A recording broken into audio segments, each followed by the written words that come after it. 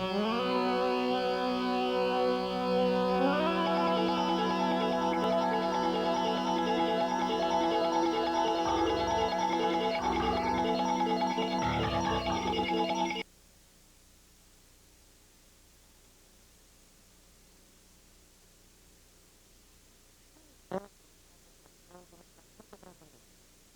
são as contradições internas em relação aos valores que perpassam a família brasileira?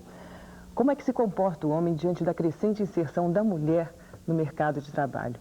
Como é que anda a relação mãe e filha, a mãe como modelo de comportamento?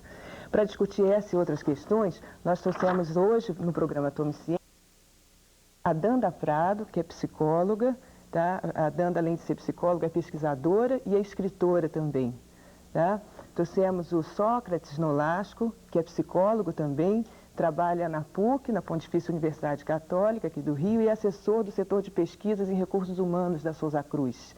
E trouxemos a Tânia Dauster, que é antropóloga, também da PUC, do Rio de Janeiro, que trabalha no Departamento de Educação, tá? Nós começaríamos falando um pouquinho, conversando um pouquinho com a Tânia Dauster a respeito do trabalho dela. A Tânia trabalha com a transformação da família nas camadas médias urbanas no estado do Rio de Janeiro. Tá? Tânia, você pode falar um pouquinho mais sobre esse trabalho teu para a gente? Pois não, Áurea. Eu fiz uma investigação centrada nas transformações culturais da família em camadas médias urbanas, como você estava dizendo. Bom, então para isso eu tomei, digamos, mais ou menos, aproximadamente 18 pessoas, entre homens e mulheres, dessas camadas. Agora, pessoas, quer dizer, sobretudo que tinham nível universitário, algumas pós-graduação, a maioria delas da área de ciências sociais, quer dizer, e tentei então trabalhar essas questões ligadas à definição de família, ligada aos papéis familiares, né? Ligada e, sobretudo, quer dizer, eu tentei entrar nessa questão da transformação via a experiência da mãe solteira nessas camadas. Bom, e o que deu para perceber é que, digamos, essa mudança, a mudança que existe, não é uma mudança linear, não é uma mudança progressiva. Quer dizer, não está se pensando que de uma família mais, digamos, fundada em relações tradicionais de convivência, quer dizer, se passaria agora para relações, digamos, modernas ou mais igualitárias ou mais fundadas, ou sobretudo, ou exclusivamente fundadas num sentido individualista. Quer dizer, o que eu queria frisar é que eu percebi esse processo de transformação como um processo contraditório. Então, ao mesmo tempo que as pessoas, quer dizer, realmente essas camadas são mais, estão mais, digamos, sujeitas, estão mais ligadas a toda essa ideologia individualista. Mas, então, quer dizer, há valores psicologizantes perpassando essas representações e essas atitudes e esses valores. Agora, contudo, quer dizer, a mudança é uma mudança tensa. Existe uma tensão, existem ambiguidades, existem ambivalências e contradições. Quer dizer, quando a gente mergulha mais fundo nesse processo. Sei. E quais seriam essas ambivalências, essas contradições que você tem observado? Bom, a questão da divisão social de papéis, né? Até que ponto homens e mulheres, quer dizer, estão fazendo essa divisão de tarefas a nível da família de forma igualitária? Como é que isso se dá? E o que eu tentei trabalhar mais seria justamente, quer dizer, como a mãe solteira, quer dizer, a nível da sua decisão, da sua opção, o que representa ser mãe solteira? Bom, então, quer dizer, aí aparece uma vertente, digamos, que eu chamaria mais individualizante, mais moderna, quando essa mãe solteira, quer dizer, ela fala da sua maternidade como uma questão de um projeto, como uma questão de uma opção, né? Como uma questão, enfim, de escolha, né? Agora, contudo, quer dizer, as contradições vão aparecendo quando, ao mesmo tempo, quer dizer, sobretudo porque eu trabalhei com mães solteiras que estavam numa idade além de 30 anos, né? Então, ao mesmo tempo que elas falavam dessa escolha, elas falavam também de toda uma pressão pela maternidade, né? Toda uma ligada até a uma visão de um instinto materno, né?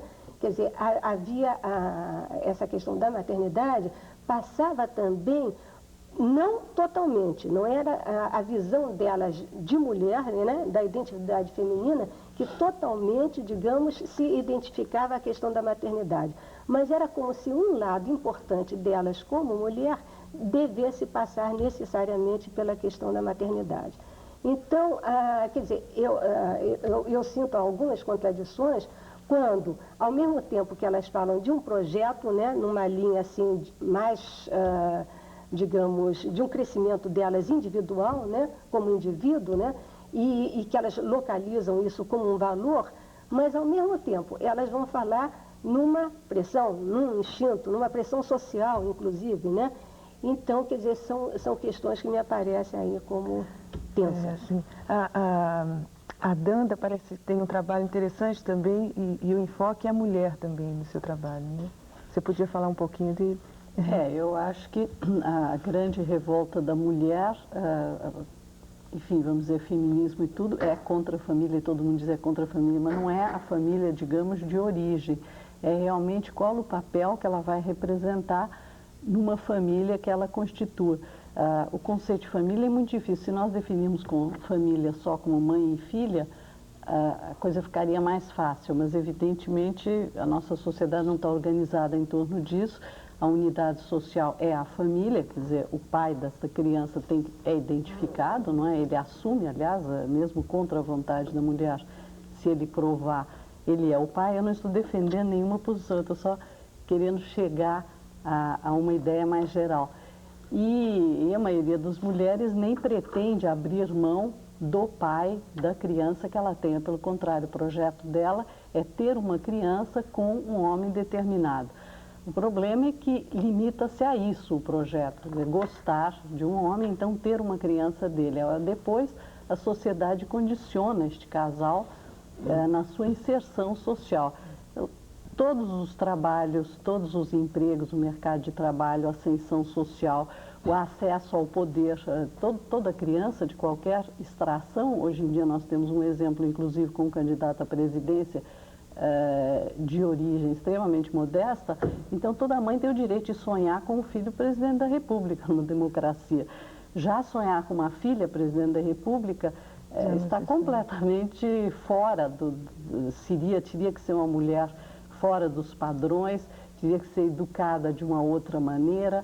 Enfim, não haveria as mesmas possibilidades para ela, porque aonde que o Lula, por exemplo, treinou a capacidade dele de liderança? Foi no meio sindical operário. Ora, o meio operário é profundamente reacionário em relação à mulher, eles não querem que a mulher participe. Então a mulher não tem nem possibilidade de treinar, sair à noite para a mulher é muito difícil. Então, se é difícil para ela individualmente, o que não diremos dela com uma criança e tendo um companheiro que quer chegar em casa e encontrar aquilo que ele foi acostumado a encontrar junto à mãe dele. É muito difícil a posição da mulher e é a grande pressão atual contra o casamento tradicional e contra a família da forma que era vista, de fato, é esse desejo de realização individual da mulher, que fica um pouco escondido e pasteurizado quando se fala em uma questão de individualismo, parece um egoísmo da parte da mulher. Não é perfeitamente normal que um indivíduo queira participar, queira ser cidadão, ela queira ser cidadã e exercer as suas capacidades, mas há um bloqueio na sociedade. O Danda, a gente estava conversando antes do programa, você me falou que a escola e a televisão vem exercendo um certo reforço a essa colocação, a afirmação desses valores, né, que separam. Total. Se nós examinarmos, aliás, é até uma distração interessante reunir os livros escolares de filhos e filhos de amigos e examinar qual é a imagem da mulher nesses livros escolares, desde ciência e matemática até mais ainda linguagem. Hoje em dia, em literatura, ficção, nós temos ótimas autoras conscientes já que têm escrito outras coisas, mas isso ainda não atingiu o livro escolar. Então, de fato, continua o homem dirigindo o caminhão, o menino na matemática somando quilômetros, a menina pesando açúcar, fazendo bolo, em classe média, então, a grande parte da classe média, a mulher dirige carro, isso não aparece nos livros, mulheres em posições de destaque, de poder, também não existem. Nos colégios, em geral, representantes de classe, nas classes mistas, são os meninos, porque até tem um colégio que eu vi uma experiência curiosa, no curso primário elegia-se um representante de sexo masculino e um de sexo feminino. À medida que elas entram no, acho que é 6º grau, hoje em dia me atrapalha um pouco, o quinto, né? Quinta série. Quinta série, aí eles elegem um só representante. Então, um representante, muitas meninas votam no menino, mas nenhum menino vota nas meninas. Então, forçosamente, passa a ter só meninos representantes. Então, nós temos que ter toda uma reformulação. E o que o movimento de mulheres faz é chamar a atenção e lutar por determinados pontos que são prioritários. Mas nós não temos o homem lutando nisso e participando disso já, porque o pai de aluno, em geral, nem vai às reuniões. Então, não é possível caminhar se uma metade da população que está envolvida no caso não se manifestar e não se conscientizar desses aspectos todos, né? Sócrates, como é que você vê o papel do homem? O homem está mudando o comportamento dele dentro da família? Como é que está acontecendo isso? Quer dizer, eu acho que depende de que família que a gente estaria dizendo, né, que a gente estaria falando, e de que homem também a gente estaria dizendo. Agora, eu acho que alguns homens, pelo menos, foram mais ou menos aqueles com quem eu conversei nessa pesquisa que eu fiz, em torno de 20 a 30 anos. Quer dizer, essas pessoas, eles já sentem um certo peso em reproduzir, né, quer dizer, ter uma certa expectativa de reprodução desse papel, né? Porque ele também tem um preço. Quer dizer, por mais que você ganhe o mundo por um lado, né? Mas você ganha também um certo peso de você estar comprometido com o sucesso, com a fama, né? Quer dizer, o fracasso, o insucesso, a insegurança, o medo, o receio, quer dizer, essas questões ficam parecendo que elas estão excludentes da identidade do homem, né? Quer dizer, que o homem é como se ele fosse até um anti-humano, né? Quer dizer, como se ele não pudesse se dar conta de que também essas questões perpassam a sua própria identidade. Agora, eu acho que existe uma resistência grande, sim, do homem em poder compor com a mulher uma relação mais igualitária, né? Quer dizer, em que a questão da cumplicidade, que a própria questão da construção do projeto e da divisão das tarefas em casa, né? Da inserção social. Existe uma resistência muito grande, mas eu acho que de alguma forma essas resistências já começam a ser vencidas, né? Aos pouquinhos. Eu acho que sim, acho que... Desculpe, essa entrada, acho que da psicologização, por exemplo, se por um lado ela se reproduz, se faz meio que num modelo masculino, ela tem contribuído, por um lado, para mexer um pouco mais, né, do ponto de vista do indivíduo, né? Eu acho que uma entrada mais emocional até, sobre a mudança, né? Eu tentando dar um gancho com relação a essas mudanças.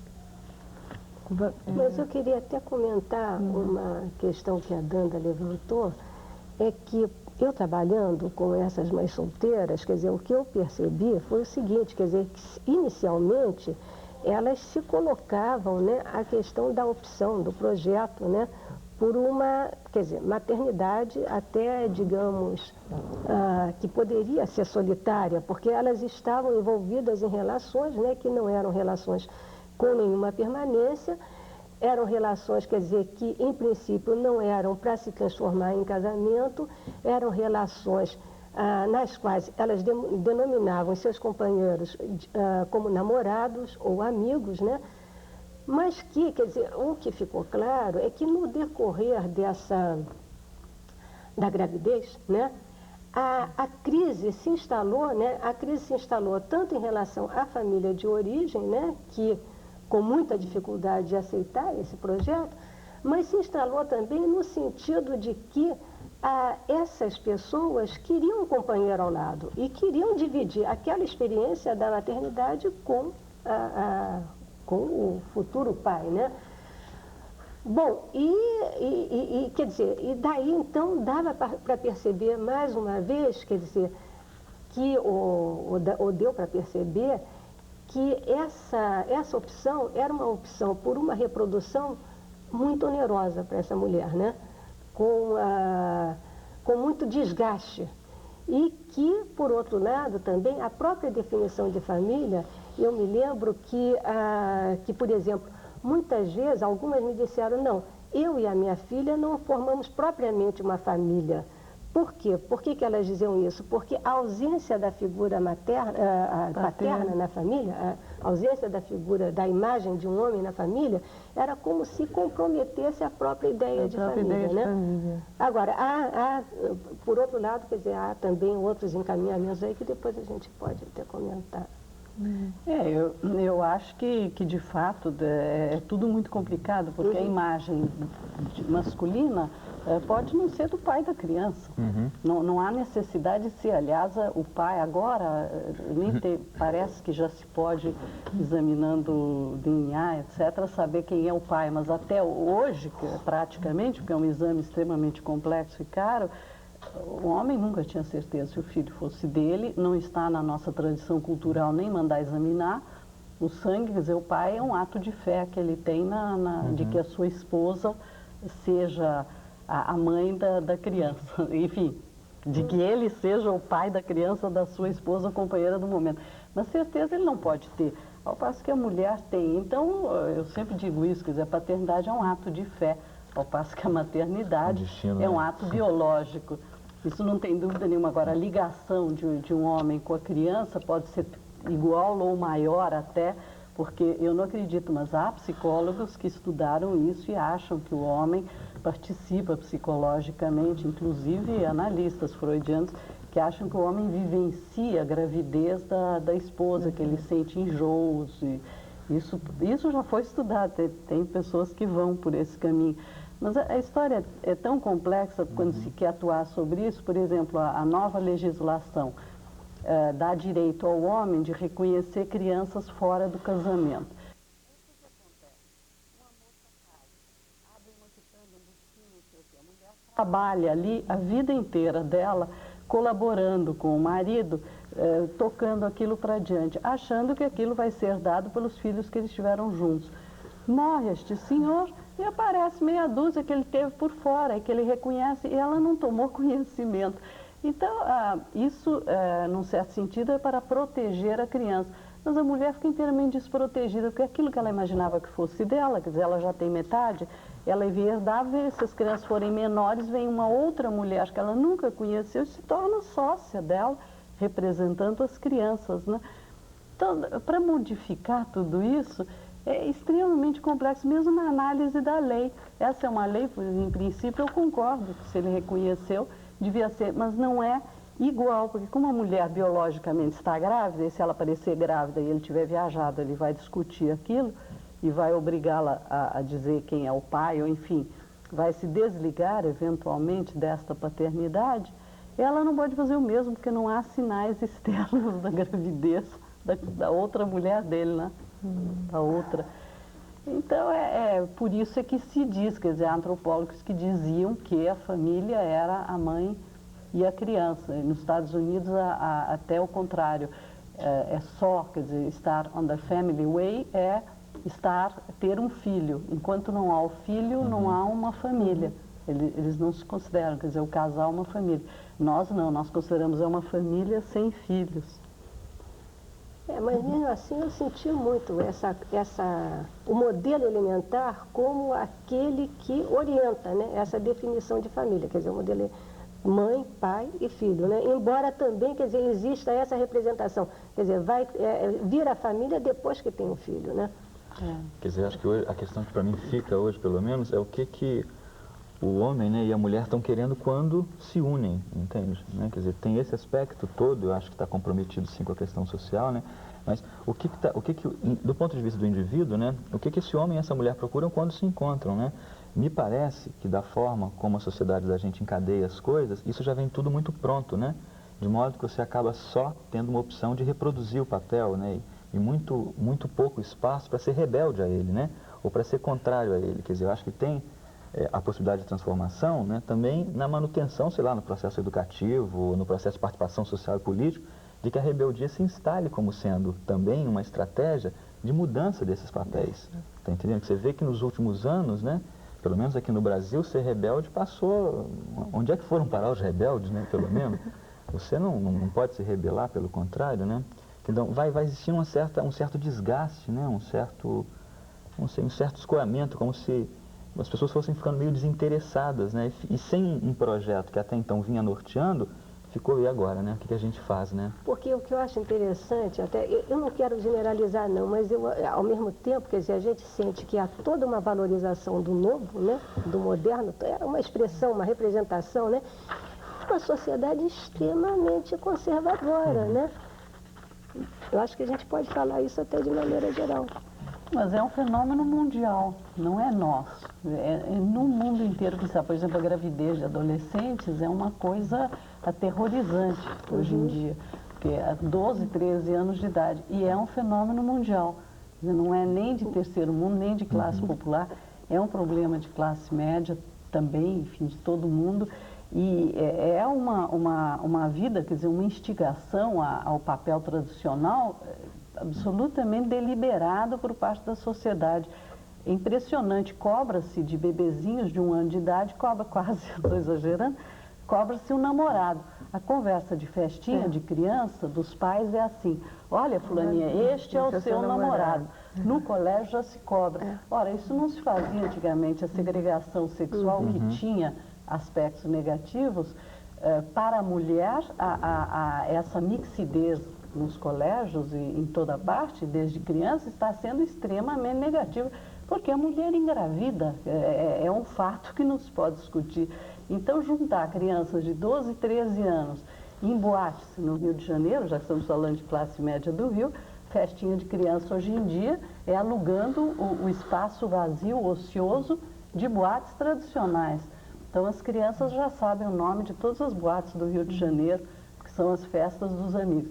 Então, ficam ali numa semi-obscuridade, só entram os pais da criança aniversariante, não recebem adultos, claro, porque o adulto queria bebida, eles não podem, em contingências assim legais, e depois se espantam de uma intimidade física que as crianças têm preparo. Inclusive, a gente sabe de reações assim absurdas. A gente teve um caso de uma companheira da minha filha, que é adolescente, que engravidou, e a família tem uma reação assim, completamente louca, de inclusive entrar com processo contra o menino, que era namorado da filha. Quer dizer, se vive uma contradição, inclusive, por aí, né? Quer dizer, ao mesmo tempo se estimula durante a infância, né? Essa coisa, se cobra o namorado, na hora que o namorado aparece, na hora que a mulher engravida, adolescente, existe uma reação muito grande a essa gravidez. Eu acho que fica-se muito sem saber o que se quer, né?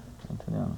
Percebe? Quer dizer, eu não sei, o Arries, ele fala, né, na história social da criança, né, da família, ele chega a dizer isso, quer dizer, na verdade você tem uma expectativa que você zera a infância, né? Quer dizer, o menino vai ser socializado para ser um homenzinho e a menina para ser uma mulherzinha, quer dizer, todas as expectativas e as cobranças, elas vão se colocar exatamente sobre essa questão.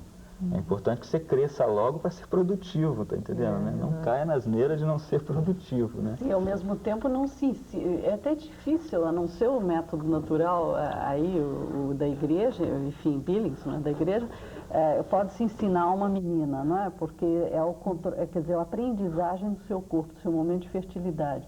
Então, se isso fosse divulgado educacionalmente, a menina passaria a conhecer seu corpo sem falar em relações heterossexuais.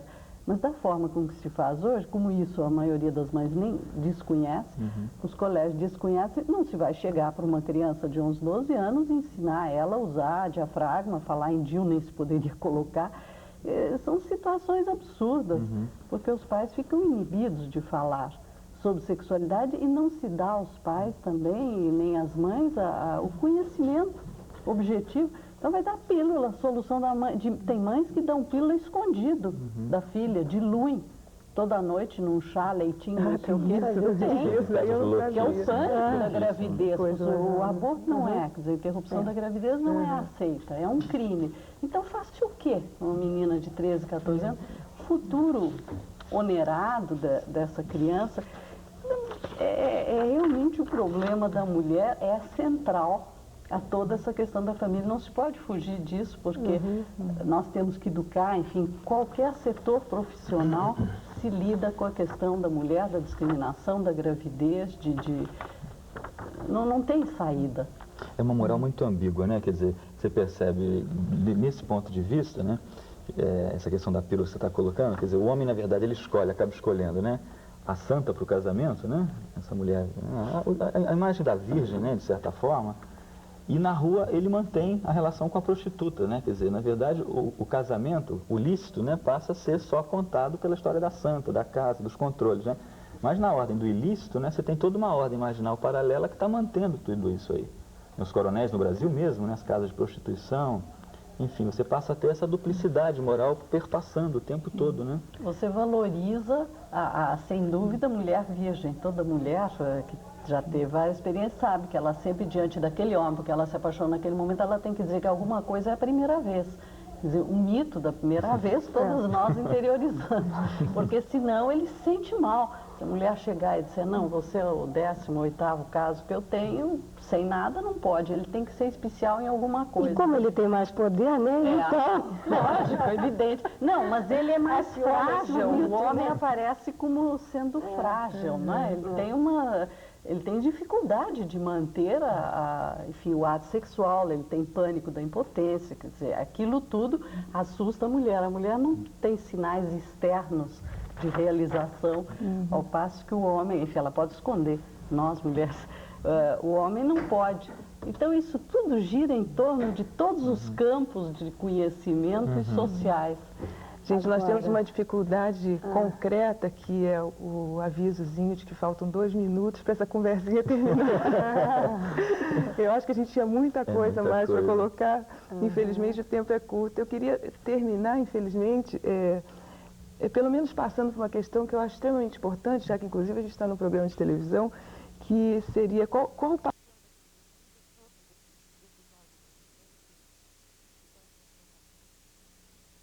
Eu vejo que está muito mais numa linha de reprodução do que propriamente transformação. Eu acho que a preocupação que a televisão tem dado é muito mais numa cadência de reproduzir tudo isso que a gente está falando, que até acaba sendo um motivo de sofrimento e angústia para nós mesmos, do que propriamente facilitando. Tá certo. Então, eu queria agradecer a presença dos nossos convidados hoje, tá? E convidar vocês para assistirem o nosso Tome Ciência do próximo sábado. Até lá.